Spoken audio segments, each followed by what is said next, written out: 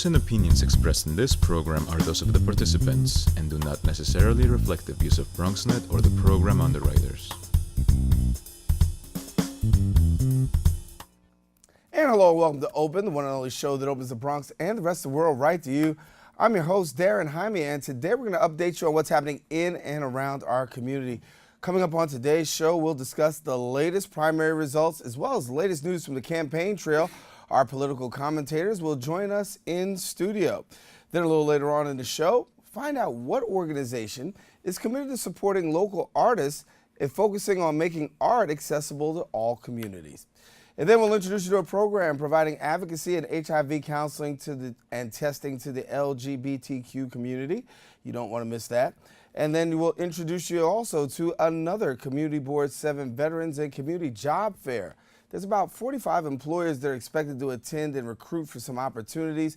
You don't want to miss it. We're going to give you that information here on the show. And then we're going to discuss the importance of creating a healthier environment for children and the dangers of overprescribing antibiotics. Well, we want you to stay tuned because all this and much more is heading your way. Right now, we're officially open.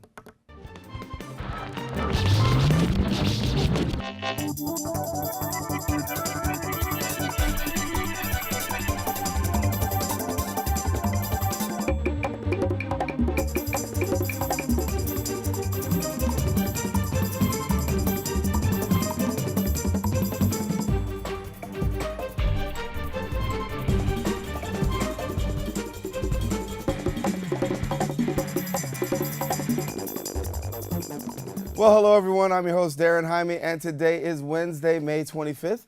Of course, you're watching Open, a live program bringing the Bronx and New York City straight to your TV set. We want to encourage you to stay connected to us, and how do you do that? Well, you can find out about us at Twitter at BronxNet TV and Facebook at Open BronxNet Television, and there you can stay socially connected. Kicking off our show this morning, the Bronx Arts Factory's mission is to make art accessible to everyone in the borough of the Bronx. The Factory's programs support local artists as well as arts projects. And what better way to showcase their mission than on Boogie on the Boulevard? Here to tell us more is co-founder and vice president and COO Laura Alvarez, and good to have you. Thank you. Thank you for having me. Oh, well, listen, it's going to be a boogie down time, huh? Yeah, this Sunday is the first one, so you're welcome to come and join us. Well, exactly what is Boogie on the Boulevard? Because a lot of people have, asked some questions. You got the answers. Yes. It's a block party, but it is a really big block party because it starts in 162nd and it goes all the way to 167 now for the first two boogies, and then it's going to be higher up. Because there's some construction at the Grand Concourse. So what we do, we close the central lanes of the Grand Concourse, and we fill them up with fitness activities, art, culture, music, poetry, fun. You have to come and join. And the arts are a big thing in the Bronx. I mean, we know that without the arts, I mean, it's a huge staple here in the Bronx. Talk about the community and their response to really coming out and supporting the arts.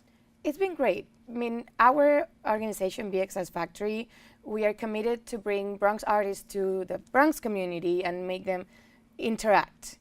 And through bringing projects that they engage the community and they want to make a change, we can do that. So community has been responding very well. We've been partnering with different organizations and businesses and all kinds of people in the Bronx. We don't have a specific space now.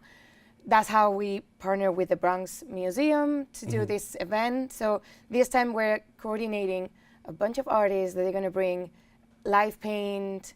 We're going to have a parade every hour. You can make your own costume. You can come dressed up because this Sunday the main theme is the 80s. We're going to have DJs and 80s music. It's going to be fun. And the community loves having art. And because we don't have the art inclusive in a gallery, we bring it outside of the galleries. We bring it to different places and very uncommon places. That's when people really come to join us. Because a part of it is, the mission is to really make art accessible. That everybody can have an opportunity to really tap into the arts. Do you find that people around the borough sometimes don't really take advantage of all the arts opportunities? Yeah, but most of the time it's because they don't know about it, or because they think that's not for them. that's what we want to change. We want to change that overview. Like, people think like, no, that's for Manhattan. That's for people that they have money. That's for people they can pay. But we want to change that. We want to change and make believe the people, they can join art, they can go to museums, they can do free workshops, they can go to exhibitions. It's free, and it's very, very enriching to meet the artists and interact and learn. So that's what we're changing. We're little by little. Right. And there'll be a huge sector of artists across the boulevard. And in addition to having artists, you're also seeking some volunteers because you're expecting a good number of people. Yes. Last year it was more than 7,000 people, like every weekend. So we're expecting a lot of people. We're seeking volunteers. If you're an individual, you can go to the Bronx Museum website or to BXS Factory website and sign up for volunteering. There's a form. And either organizations also can join us. But we need like the people that is there helping to make this possible. And when you talk about making it possible, obviously it's a lot of people working to make this event possible. You've got some great partners that have been working with you. Yes. Share a little bit about the partnership to put this day on. So this is an idea that comes from the Bronx Museum and Transportation Alternatives, working with the Department of Transportation. That's how it can be closed. Otherwise, it wouldn't be possible. And then a lot of other organizations came in, like Bronx Works. I have some of here. Bronx Health Reach, the New York Roadrunners, Parks and Recreation. They're bringing Zumba. There's going to be yoga. There's a lot of small businesses that they also bring their business out to the street. So, people can join for a day, and maybe if they like it, they can come back to their business. It's a good exposure event. So it's all over the Bronx and even Manhattan, some other businesses and organizations that they just want to have a healthy environment for Bronxites. So when you talk about the involvement and the involvement of artists, what kind of artists, or who are some of the artists that you're going to have, and where are they from? Are they all from the Bronx, or are we looking? We do have some partners from outside, like we have El Barrio Pinta, and they're based in Harlem, in East Harlem, and they usually come, like last year they brought live painting. They're gonna be with us the last weekend in August also. They're gonna be painting tires, because BXS Factory, we got a grant, so we're partnering with GIVE. It's an organization Bronx-based. They're in Virginia Avenue, and they do cleanups, and they do a lot of volunteering all over the Bronx. So we're gonna make them planters with tires, and we're gonna have several artists painting them, and you have a big day, an opening day with all the tires, the presentation in Virginia Avenue, as planters for the community to just make it prettier, because the last ones they got stolen. Well, we're hoping for good weather, and we're hoping that things work out very well. You want some volunteers, so put the word out right now. If you're looking for volunteers, what do you want? Yes, please go to bxsfactory.org or to the Bronx Museum website and just sign up for volunteers. All right. Well, thank you, Laura, so much for coming and sharing with us, and hopefully have a great event, great weather, and we'll get some volunteers out there to help you out. Thank you for having me. All righty. Laura Alvarez, our guest in studio from the Bronx Arts Factory. You saw the website at the bottom of the screen. Make sure you tap in and take part in Boogie on the Boulevard. Well, shifting gears, in other news, Lehman College celebrated President Fernandez's retirement after 26 years as president of Lehman College. Our BronxNet reporter, Eden Martinez, has the story.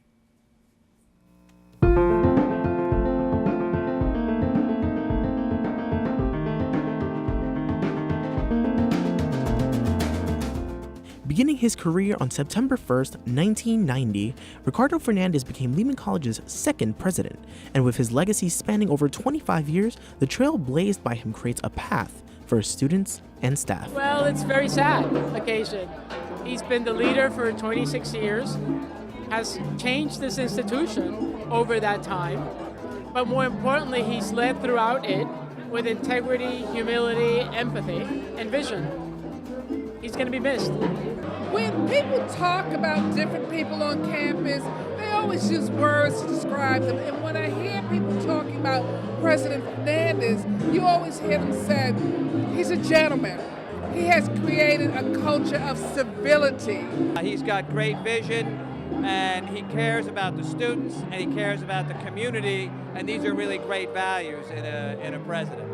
He brings a perspective, he brings a set of experiences that he can draw upon in making his decisions and in his work with others. So it's really just the cumulated impact, the cumulated effect of experience as in leadership roles that just enhances what he's been able to do. At a time when students are kind of struggling, and when people in this great city and in this great borough are striving and thriving, schools like Lehman College provide an important educational opportunity. And it's a serious challenge. And Ricardo Fernandez really is somebody who made this institution ingrained in the Bronx community, in the city life, in the city's development, and it's resulted in so many positive outcomes. As he spends his final weeks at the college, President Fernandez takes a moment to look back at both the individual lives and diverse groups he had the pleasure of mentoring and guiding. Really just a pleasure to serve and an honor to serve as president of this institution.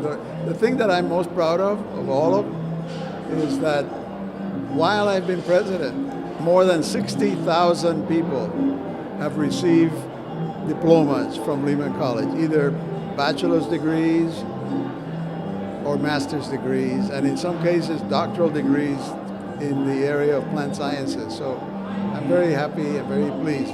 That is going to have an impact on this borough and this city. Over 26 years of hard work, passion, and integrity, President Fernandez is leaving by a truly inspiring legacy. This is Eden Martinez reporting for BronxNet. And thank you. Correction, Eden, I should have said. In other news, Donald Trump gained another 44 delegates after Washington's primary. Here now to discuss more are political commentators J.C. Polanco and Mariah Starr, as we are getting closer to November. And, as we keep laughing every week because this is a conversation that we probably thought we weren't going to have, but we are having and we continue to have. But let's look at this, though. Donald Trump wins at least 40 delegates on Tuesday, with 4 still left to be allocated.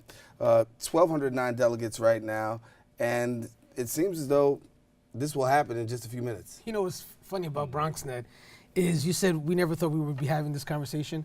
You actually have footage of me saying that last year at this time. Right. I didn't play it because I just wanted, I want to save credibility here. I can't believe it. It's true. I mean, the guy is on automatic pilot, and he's going to soar into the nomination. The next primary should give him enough delegates to reach the 1,237 that he needs. Yeah. And this is a wrap. Now it's just a matter of seeing how many Republicans are going to come out and actually support him. Republicans that were never Trump, Republicans that rejected his positions on Mexicans and Muslims and on women and on handicapped folk. It's now a matter of seeing how many of those guys are going to do it. And can I tell you, many have. The latest incredible reversal has been from Senator Lindsey Graham, who actually now has been telling large donors to consider supporting Donald Trump. Once he said that, I'm floored. I can't believe it to this day. So I think that most of the establishment is going to be solidly behind Donald Trump. That's so strange.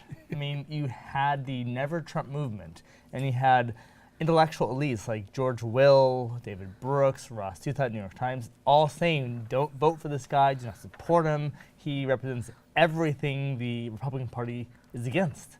And yet, now they're coalescing around him.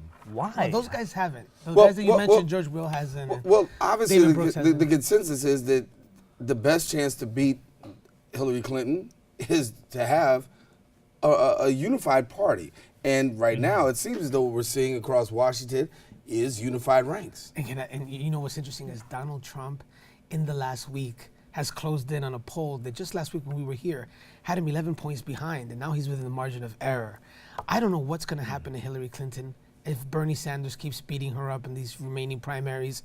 But Donald Trump is just sitting back and watching and using the same talking points that Senator Sanders is using against Hillary and launching them on Twitter. And he's closing in on those polls. Yeah, let me ask Mariah this. How smart would it be for Bernie Sanders for Democratic, insiders to say, look, Senator Sanders, great run. Stop now if we really want to win this come November. They can say that, but the bottom line here is it isn't really about Sanders' attacks on Clinton. It's about the Republican Party base forming up around Trump. Clinton's base has not yet formed up. Her numbers are still eroding because of Sanders' supporters, mainly young people and white liberals, not coming over to her side yet. But no matter what happens, whether Sanders drops out now or drops out after the convention, her numbers will solidify. This always happens between August and November. This is not conventional election cycle. I don't see that happening. You know, you've seen the poll, Mariah. 66% of Bernie Sanders supporters view themselves actually supporting Hillary Clinton. That's as opposed to 85% of Republicans that are comfortable with Donald Trump, and over 90% of them that are going to come out and support him on election day. You don't have that same support, and there's a lot of vitriol against Hillary Clinton right now, in my opinion, sadly, at the hands of a guy who's not even a Democrat. This is something that I think a lot of supporters of Bernie Sanders don't understand. And if I were a Democrat, I'd be furious. Here you have a guy who's never lifted a finger for the Democrats, never fundraised for the Democrats, wanted to be the Democratic nominee for president, and in doing so is destroying your front runner to the point that Donald Trump is literally taking the statements that Bernie Sanders is making, tweeting them, and closing in on those polling numbers. I think that you got to address that issue, because just simply saying that that's not what's happening is just not correct. So there are two things that I find very surprising about this entire election. The first is, as a political scientist, the science has not shown up in this election. And that's very unusual for an election to completely defy all of the models and predictions. It's just, how does that happen? But the other thing is, you're right, Clinton has had 25 years of attacks on her, so it's bound to add up. Yeah, but here's the question. I think that people who say we support Bernie Sanders have to say, I'm going to give some time to think about whether or not I really want to support Hillary Clinton. We've had conversations about this before where Trump's supporters are saying, listen, as soon as Sanders backs out, they're coming over to support Bernie Sanders. There's going to have to be some time, if you will, to really bring those Sanders supporters over if Hillary Clinton wants to be successful. And you don't have much time if you go to the convention. Agree, disagree? Agree. And in fact, from everyone I've talked to who's supported Sanders, they have no intention of voting for Clinton. They will go to the voting booth and either write in Sanders or vote for Trump. Mariah has said what I can say. Now that's on the record. Now I have film. You have film. They will do that. You both have film, right? I tell you now, because now you're on the record. But you see, this is what's so interesting about this entire campaign. I mean, if you look at what's going on with Bernie Sanders, you know, he keeps saying, I'm going to take this to the end. He's mathematically eliminated. What he's doing to Hillary, by the way, you mentioned 25 years. She has 25 years of attacks, but at the same time, she has 25 years worth of name recognition. And it's one of those things where if you don't know me by now, right? If you don't know Hillary by now, you're really, I don't know what cave you've been hiding in. So your opinion of Hillary is solid. It's probably not going to change. And this is what's even scarier for the Democrats. You know, I don't know if you've had these nightmares, but I've had these nightmares where I'm fighting a monster, and every time I get a good hit, he gets bigger. Have you had? It's like the Incredible Hulk. That's Donald Trump. Every single time you have one good hit where you think this is it, Trump University. Oh, this is it. He made fun of handicapped people. Oh, I got him now with the Mexican Taco Bowl thing. Every time you come and launch a laser attack or punch on this guy, his poll numbers get better. I don't understand what's happening. We've never seen this before. And I think that Hillary is not going to be able to bring anything to Trump that's going to reduce those numbers. Marco Rubio tried it. Ted Cruz tried it. And where are they now? They're back home. There's no way any attacks on Donald Trump is going to work, in my opinion. So if you're the Democratic Party, you're looking at the situation, you see what's going on, what would be your advice right now? My advice would be let it play out. Really? Yes. Allow the campaign to proceed. Allow the Sanders liberals to get their arguments out and to feel satisfied that they've been heard.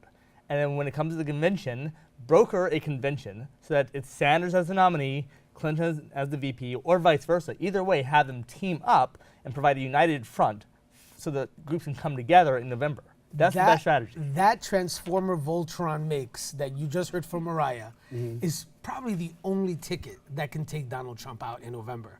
If those two unified, I cannot imagine what would happen to the electorate. However, I don't see it happening.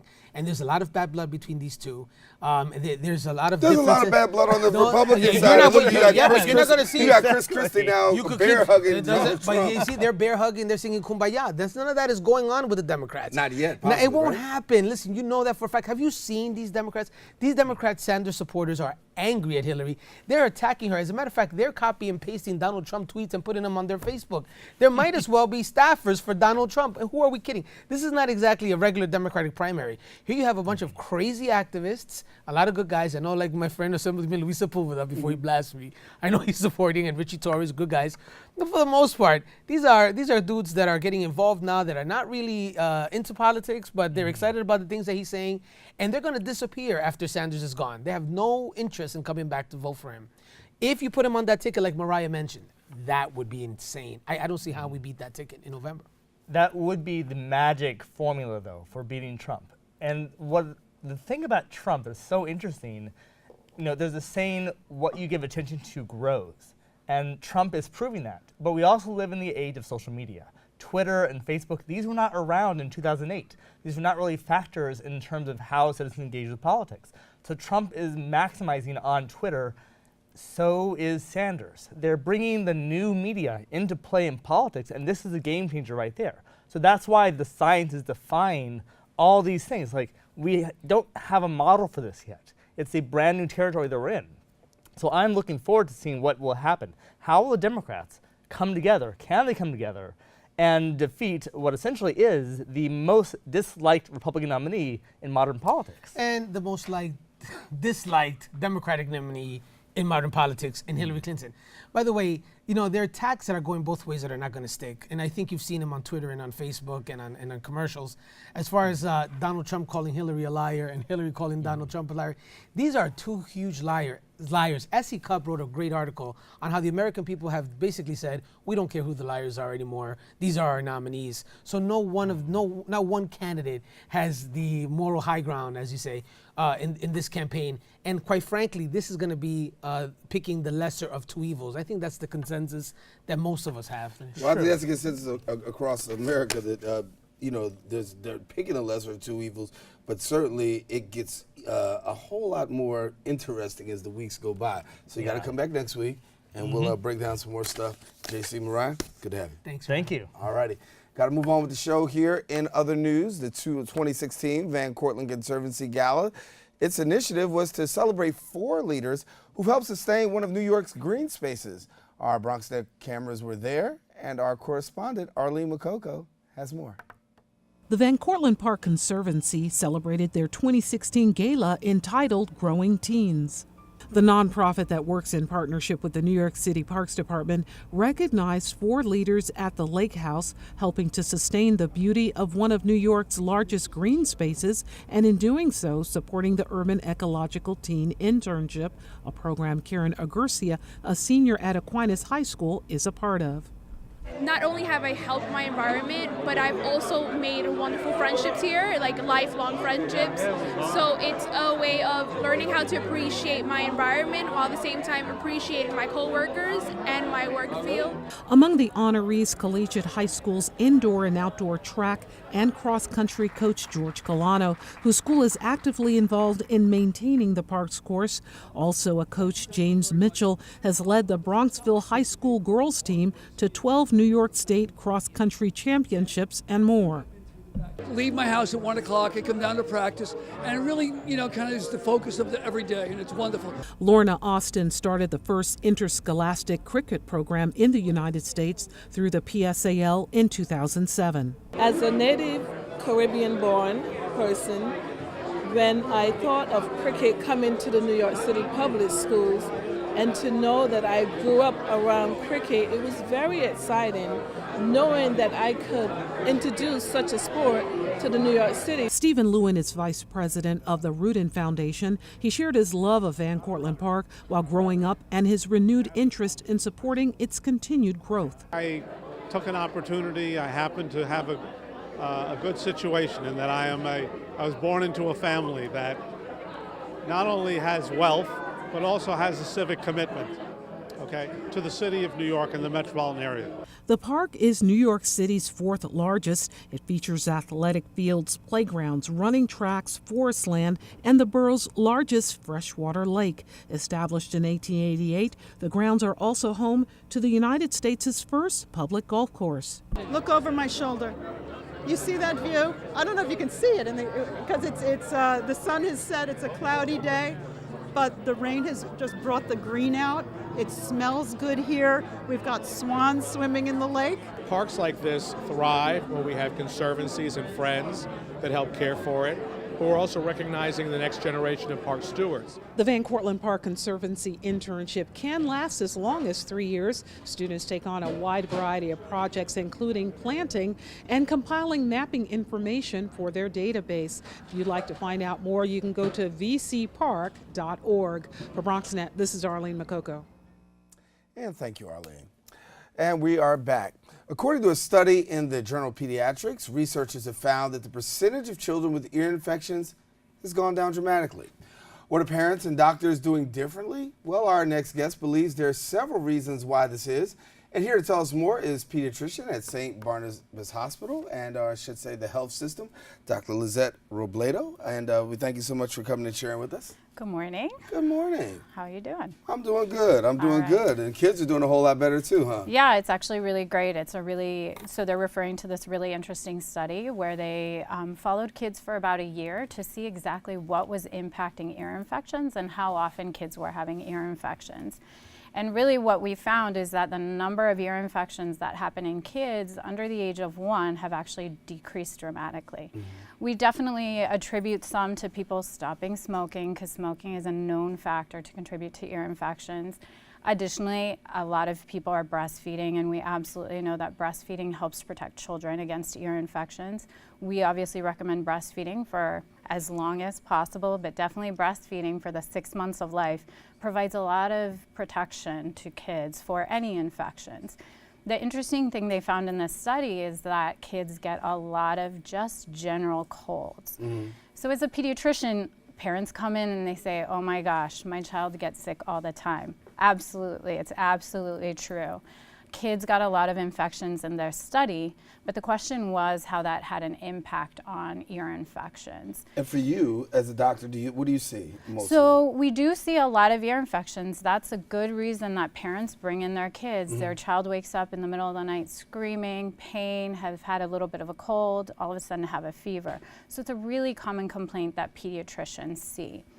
In 2013, the AAP, so the American Academy of Pediatrics, changed the recommendations for treating ear infections. So we're a little bit more conservative with antibiotics. We're trying to protect kids against getting a lot of extra antibiotics and unnecessary antibiotics. So they helped us out by giving us some recommendations, a little bit more strict recommendations. Some parents now and a lot of physicians now, depending on how old the child is, depending on how severe the symptoms are, and obviously depending on how the ear looks, we'll give the child 24, 48 hours of let's just wait and see how they do over the next 24, 48 hours, and you may not need antibiotics. So a lot of people are withdrawing from the whole antibiotics as a whole. Yes, and one of the most important things that I think a lot of parents forget because we're stressed out and we're worried about our child who's really uncomfortable, really miserable, is pain medication. So Tylenol or Motrin, depending on the age of your child, goes a long way in treating the pain and the fever that comes with ear infections. And so that's actually a really important thing. Lots of kids complain about ear pain in the middle of the night. Who wants to go to the emergency room? Who wants to go to urgent care in the middle of the night? So my recommendation always is first try Tylenol, try some Motrin depending again on how old your child is. But that may actually save you the time. Your child goes to sleep, your child calms down, and you can wait till the morning to call your pediatrician. When we talk about ear infections, we hear them, they're frequent, kids have them. We know that, you're running to the doctor, we gotta take you for the ear infection. But what are some of the risks that come with ear infections? What comes afterwards? So, certainly very few percentage of kids do have recurrent ear infections. So there's some kids who are just more prone to ear infections, get them way more frequently than others. You may have a child who never had an ear infection. You may have a child that gets an ear infection every single time they get a cold. Certainly the most worrisome thing with ear infections, it certainly can spread. so you can get infections in the bones around the ear. And you also can have some hearing loss, but usually that is not the case. We do get some ruptured eardrums, so the ear infections we're talking about right now are actually in the middle of the ear, not in the outside of the ear. So sometimes the eardrum ruptures. And the worst part is just a lot of fever and a lot of pain. I mean, really that's the big deal for, our little 2-year-olds, our little 15-month-olds. They're just so miserable. When they're miserable like that, they don't eat, they just don't want to do anything. And so I think that's actually the worst part of an ear infection, is that it's uncomfortable. It's really painful. Are there any correlations with vaccines and ear infections? Sure. So what we have started to see now that we have a lot of data, we introduced a vaccine. There was a vaccine that was updated in 2010, the Prevnar 13. Some of you guys may know. It's against strep pneumococcus, and we actually expanded the coverage in 2010. I believe it originated in 2007. I can't remember when they started giving the vaccine. And actually, all the studies they have done, they found when they actually look at ear infections and do studies to see what bacteria are growing in it, the number of strep pneumo has actually gone down in these cultures. So as we have vaccinated our kids, and it's one of the primary series, so it's the vaccines that kids get under 1, we're finding that the infections, the ear infections, there's a lot less of this particular bacteria in those infections. So definitely we see a correlation. Also, ear infections are associated with colds. So the flu vaccine actually tends to help. Why? Not because it's directly impacting the ear infection, but because it's decreasing the rate of colds, URIs, really flu. And so kids are less likely to get a complication of an otitis media related to a cold or a flu. So definitely has a pretty good impact. So if you have a child and somebody's watching right now, my child is going through it in the middle of the night, what is the best time to say, all right, we go to the doctor? So it depends on how bad the pain is. I mean, if your child is in a lot of pain, has a fever of over 102, absolutely go see the doctor. At the end of the day, if you're worried enough about your child, you know your child better than anyone else does, call your doctor, make an appointment, have someone check it out. It's something you have to look at. The pediatrician actually has to look in the ear to be able to diagnose an ear infection. So it really just depends on how your child's doing. If your child's not eating, if they're not drinking, you definitely worry about other things like dehydration. So it depends on how sick your child looks. But if your child looks pretty sick, absolutely. Like I said, pain control is super important in the middle of the night. It might save you a midnight trip to the ER. It might save you a very stressful not sleeping night. And then you can call your pediatrician, someone you know, in the morning to see your child, and someone who your child knows. So in the borough, do you see more of a decrease, increase? How would you say? So I've been in the Bronx only for about 5 years, and it certainly That's a long time. it certainly seems like it comes in crops, and it's not the thing I see the most. I see a lot of colds. I see a lot of people who come in with colds, a lot of kids who come in with colds, and parents certainly are worried about ear infections. But I actually don't see it that often. It's a pretty satisfying diagnosis to make because there's a very distinctive ear exam that you find, and so it's very gratifying.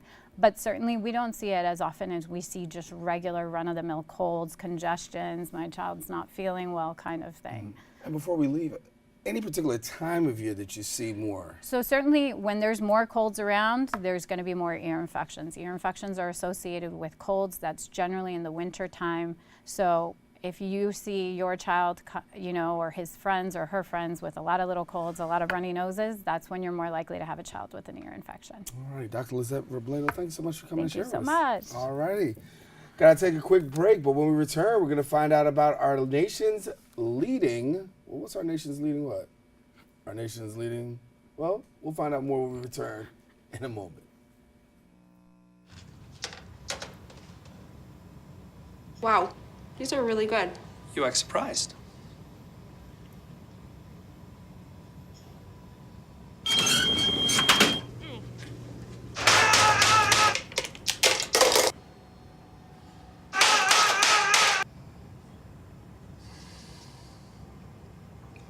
Practice makes perfect. You don't have to be perfect to be a perfect parent. There are thousands of teens in foster care who don't need perfection. They need you.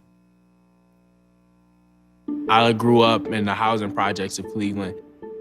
I didn't even know that life could be any better than it was. Education for me has been a way to get away from the agony of what was normal life. I want to be able to impact the community, not just look back on where I came from, but to reach back to where I came from and pull some people up with me. My name is David, and I am your dividend.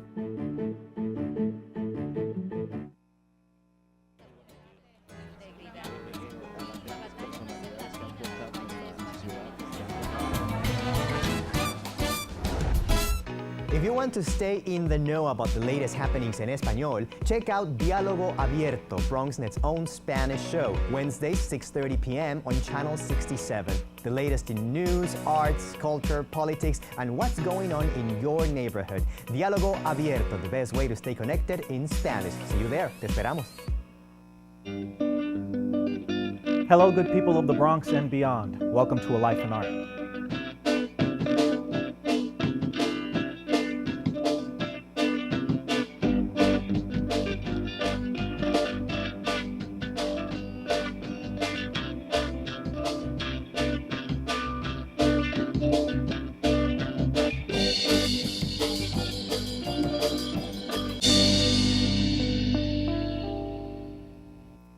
It's not always easy being a dad. Do you have panda asthma too?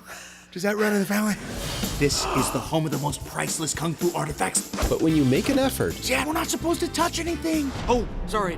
Go along, son. it's always worth it. Whoa, faster! The smallest moments can have the biggest impact on a child's life. Take time to be a dad today. I am gonna get you. I'm gonna get you. Call 877-4DAD-411 or visit fatherhood.gov to learn more. And we are back here on Open. Daren Jaime here with you. The New York City Anti-Violence Project honored Lizette Marrero, who is the Deputy Director of the Adolescent AIDS Program in Montefiore.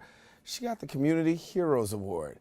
She's here now, and she's going to discuss a little bit about her work with the Adolescent AIDS Program and the honor of such an award. Here she is, Lizette Marrero. Thank you. Hello and congratulations. Thank you very much. How'd you feel, first of all, being honored? Oh, I'm dropping my pen. I'll get it later. Go ahead.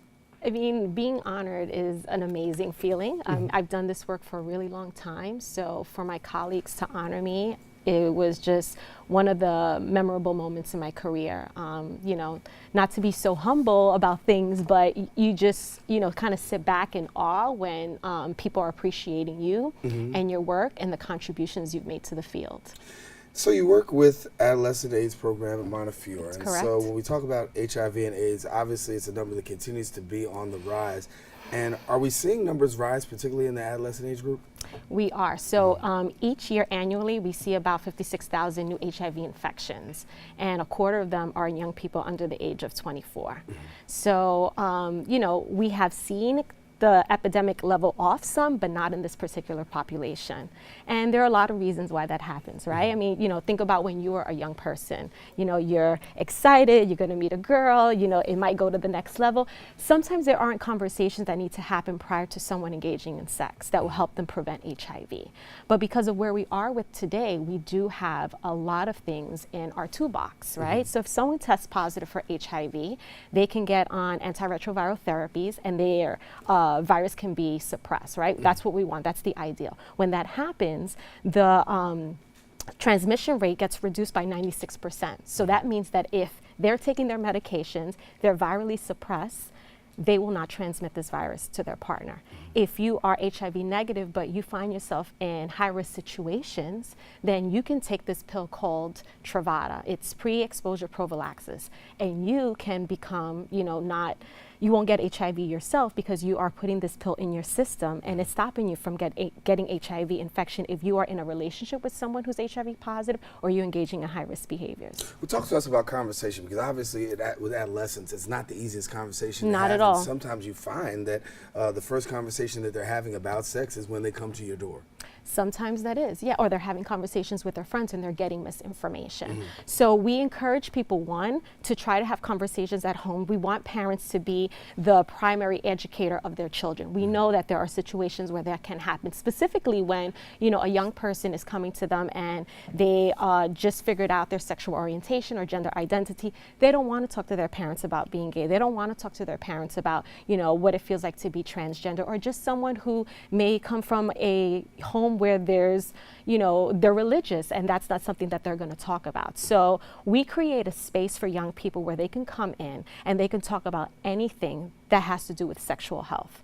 And we hope that, in that conversation, we can connect them to services that can either prevent HIV infection, other sexually transmitted infections, or treat them for HIV. When we talk about HIV and AIDS, obviously we go all the way back, and I remember just being a young person, Magic Johnson, and that was being the first, and a lot of things, stereotypes, stigmas that came. Sure. A lot of progress has been made Absolutely. since then. Talk to us about some of the stereotypes and the stigmas that maybe we're still trying to debunk today. Yeah, I would say that the first thing that people need to understand and remember that anyone can get HIV. There is no look, there is no visual AIDS tests. And, if you put yourself in certain situations, you can get HIV. I think some of the myths before was that, you can get it by just shaking someone's hand, by hugging them and kissing them. And we know those are not the modes of transmission, right? Or that if you are quote unquote gay, you're going to get it. If you're part of this, other group, this marginalized group, this othering. And that's where a lot of the stigma with HIV came from. And unfortunately, 30 plus years into the epidemic, those ideas, those misconceptions, unfortunately still exist. And so a lot of the work that we do is to go out into the community to educate, people about what these things are and really what is the truth about HIV and the fact that HIV is a 100% preventable disease, and you need to know how to prevent it in order to stop the spread of it. We know the governor's been very intentional about trying to work with HIV and Yes. AIDS, trying to put an end to it here in New York, and a lot of federal assistance as well. Talk to us about that component as well, because I know you do some work with grants and funding it. Yeah. Are the resources becoming more and more available? The resources are becoming more and more available, and really, the idea behind the funding now is to end AIDS, and the idea is to end AIDS by 2020. And that sounds like something that's really difficult, but what we are trying to do is get everyone who's HIV infected on medications, get them virally suppressed so that the transmission can end, right? And that if people are on it, they're not going to be diagnosed with AIDS. They're going to live with this chronic disease that is very manageable. And those that are at risk for HIV infection, to get them the tools that they need to prevent it so they don't become. And that way we're going to actually see this curve that's been going up for many, many, many years and has already leveled off somewhat. We're going to see that curve bend. And that's really what the mayor wants and the governor wants. You've dedicated your life, a lot of it, to HIV and AIDS. Why? It was personal to me. I have family members who were infected with the virus who died in the 80s and in the 90s. And, I wanted to do something, one, that meant something to me, and I wanted to give back to my community. I'm Puerto Rican, I'm from the Bronx, and this is something that has really plagued the Bronx. The Bronx has a 2% HIV prevalent rate, which is something that mirrors, some countries in Africa. That's crazy to think about. Our borough is dealing with this, something that is manageable, something that is preventable, but it continues to happen in our community. It happens, in the African American community, it's happening in the Latino community, and it's something that for me, I feel is my life's mission.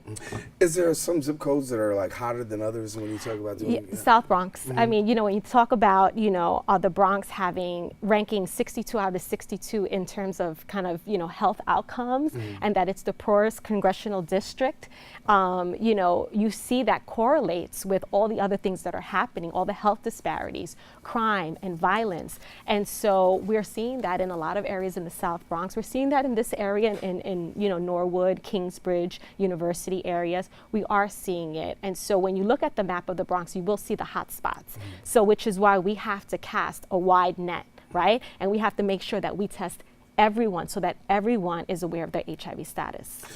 Before I let you go, give a message out there to young people today talking about sexuality and stuff like that. What should they know? Well, if you are sexually active, we want you to enjoy sex because sex feels great. We don't want this to be a message about shame or that you shouldn't do these things because you're going to get an STD or HIV. But what I want young people to know is that they need to be aware of the consequences if they do not use a condom. And so talk to your partner, talk to your parents, talk to your friends, talk to your medical provider, get all the information that you need so that you can have a sexually healthy life. Lizette, thank you so much for coming and sharing with us, and Thank congratulations you. on your honor. Thank you so much. All right, Lizette Marrero. Listen, we got to take a break, but when we return, we're going to have everything you're going to need to know about the second annual Community Board 7's Veteran and Community Job Fair. We'll bring you more information on that when we return. Hey, look, it's those guys. What's good? What's up? What's happening today? Let's do those pearly whites, man. Yeah. The boys, check it out.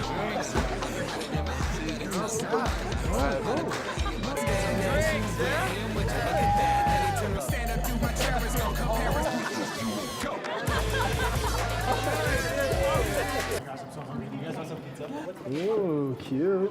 Are you good to drive? I'm fine. Hey girl, what's up? What's the name? What's good? What's up? How many did you have? I should be fine. You should be. Sir, go and step out of the vehicle for me. Yes, sir. See ya, buddy. Today, Sean's got a hearing. We'll see how it goes. Good luck. So turns out, buzz driving and drunk driving, they're the same thing, and it costs around $10,000. So not worth it.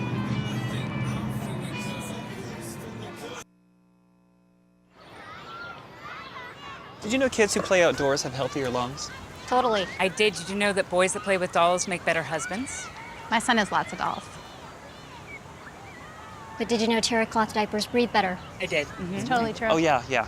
Did you know that strollers have the right of way on the sidewalk? Yes. Yep, I did. Did you know that kids who eat breakfast have higher GPAs? Yeah, I know. Yeah.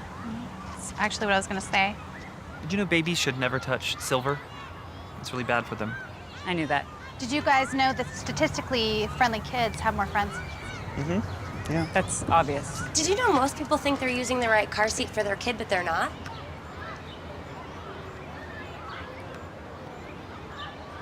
Parents who really know it all know for sure that their child is in the right seat at the right age and size.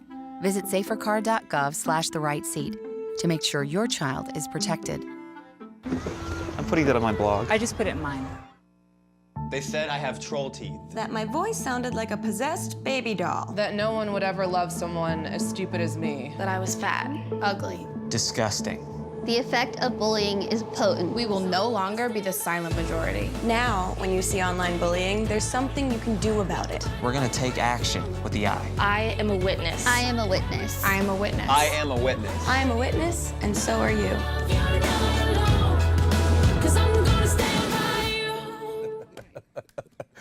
On June the 3rd from 10 to 2, the public and all veterans seeking employment, you're invited to join the second annual Community Board 7 Veterans and Community Job Fair on the Lehman College campus. And here now to tell us more about that is Community Board 7 Chair Adeline Walker Santiago and Chair of the Community Board 7 Veterans Committee, Robin Saunders. And good to have you. Thank you. It's a pleasure. Good to have you. So listen, second time around, Yes. and obviously you had some great success the first time. Second time we looked to be a charm, and you're really making a special push out here. So who's going to take it away? Go ahead, Anna. Well, Community Board 7, actually, we were honored by the borough president recently because we're one of the first boards to have a veterans committee because we have 13 committees. So to address the issues that a community has, from education to economic development, traffic and transportation, to youth, to health and hospitals. So if you have an issue in any of those areas, come to our board. But we started a veterans committee to address the issues of the veterans that have served our country, so we're here to serve them now. So we had the very first veterans job fair from a community board. And with Robin, she's the chair of our Veterans Committee, and she's also the director of the library with career coaching there, and she's fabulous. She comes in with such a wealth of information. So when you come to her meeting, it's like, my God, it's booklets of information, resources and guides and all kind of information that you can take home with you as a veteran to support you in housing and health and all issues. So the Veterans Job Fair, not only did we have one at the Bronx Library last year, but we had 1,500 people around the block. And they walked out with a job on site. And on site. So we're looking to do the same thing at this one in collaboration with Senator Gustavo Rivera, World Changers Church, the Department of Labor, and the New York Public Library. The New York Public Library. And there's where Robin takes it. So talk to us about the New York Public Library and their partnership in this. Well, I had the career development department over at the New York Public Library. And so one of the things that I must say, otherwise they will kill me, is that we are doing an advocacy campaign right now in order to gain support to, I'd say, increase our hours, to hire new staff. And so anyone can sign up and try to get those letters out to our elected officials, so that way we can gain some more funding. Yeah. But in addition to that, because I handle a lot of patrons in our community who are looking for employment or dressing for success or anything that's related to workforce development, career development, what I'll do is I'll collaborate with different organizations, create different partnerships, so that way we can assist our most vulnerable individuals to get them help, to get them the type of employment that they need in order to become self-sufficient. So the library is partnering or collaborating with Senator Gustavo, the Community Board 7, and other partners in the community to address the concerns of our patrons who are in need. You know, it's almost hard to ask, not even hard, it's painful to even say veterans seeking employment. You know, when you spend a lot of time out there serving on the battlefield, you know, nearly losing your life or limbs or things of that nature, and then you come back home and you're trying to find a place, not just a place in society, but now to find a place to work. What's that like amongst the people that you talk to? Well, what I get more of is assistance. How much information can we share? How much resources do we have in order to be able to help those with particular needs? And so one of the main things is addressing employment. Yes. And it's not just for veterans, but it's for their families, their dependents. And so it has been challenging in terms of getting employed and getting folks employed. However, we have been so on target with it.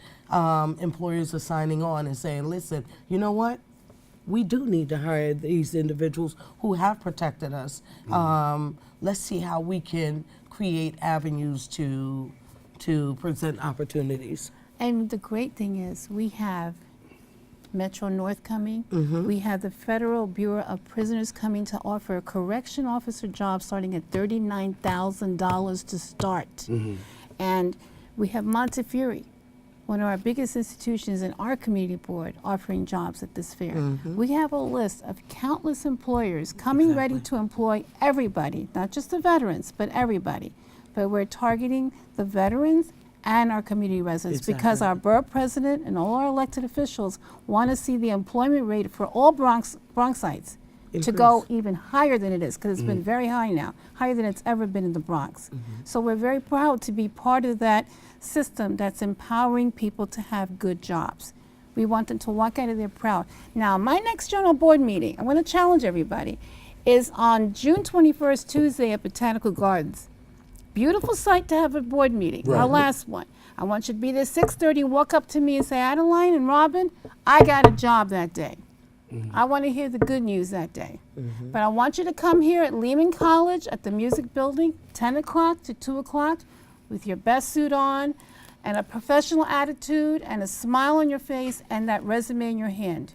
And that'll go, And that's it. and that can potentially go a long way. Yes, it does. For somebody who doesn't know about Community Board 7, obviously the borough of the Bronx is watching. We have various community boards, but give people where Community Board 7 is located. We're at 229 East 204th Street between the Concourse and Valentine Avenue. We covered Norwood, Bedford Park, Kingsbridge Heights, you know, where we have the Armory. We have University Heights. We have the Fordham Road all the way down to the Deegan. I have a big area with Botanical Gardens. Lehman College is in our area, Montefiore, the Croton Filtration Plant. All these big institutions are in our board. So I want you to come to our meetings and get involved as volunteers. You can be 16 years old and get an education of how to run a community and how to even run for office in the future if that's what you want. This is where you start at your board meetings. That's right. And then there's one more thing. In order to help our patrons with figuring out what types of jobs are available. So we've got everything from maintenance to health industry, which is registered nurses, case managers, security. It's an array. So if you feel that you have any of these skills, take advantage of the resources that we are presenting for you. And that's pretty much. Yeah, I mean, we want you to definitely come on out to this opportunity. As we said, veterans who are seeking jobs, please come on out. You said on the spot people were hired last year. Oh my gosh, it was incredible. The momentum was it was just unbelievable last year. Yes. In terms of how many people were hired, how many employers came out. It was just absolutely the bomb diggity. Yes. We're looking for the bomb to go off again, and so that way we can see some of our veterans actually be hired. And so we're going to put that information again at the bottom of the screen that you have a chance to take part and be able to do that. And so Robin and Adeline, thank you so much for coming and sharing with us. Thank you. Thank you for having us. Are looking forward to it. And It's going to be exciting. It is, and especially when we talk about veterans, because I think we have a heart for those who've served the country. We've got Memorial Day coming up right around the corner. Yes. And those who paid the ultimate sacrifice and those who continue to serve, right? And they should have an opportunity to be on their feet when they keep us on our feet. That is true. All right. Thank you. Thank you. Thank you so much. All right. Well, guess what? We're about out of show. I want to tell you it's been a pleasure coming to your homes. Of course, we want to thank our guests for joining us, but most of all, you, the viewer, for tuning in. Now, if you missed any part of today's show, you can catch the recablecast at 5 and 10 p.m.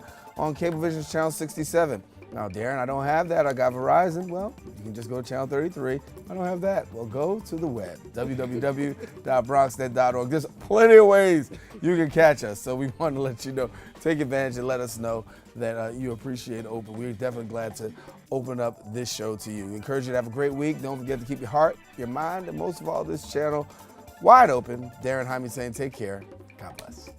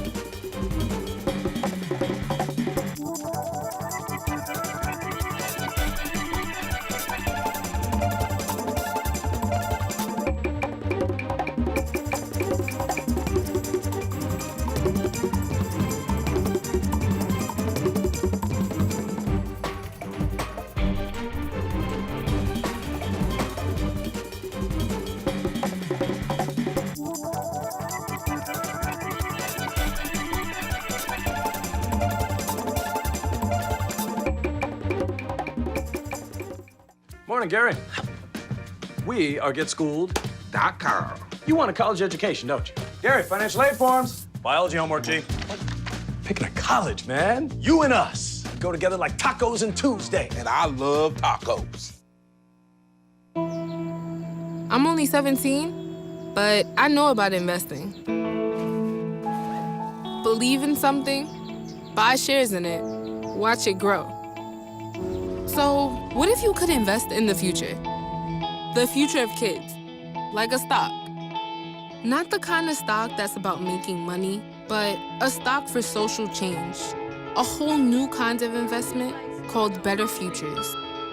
When you invest, it helps kids go to college. I could be one of the first college graduates from my family, the first philanthropist from my neighborhood. And if I'm the first, then maybe there's a second and a third. Believe in us, invest in us, watch us grow. My name is Sydney, And I'm your dividend.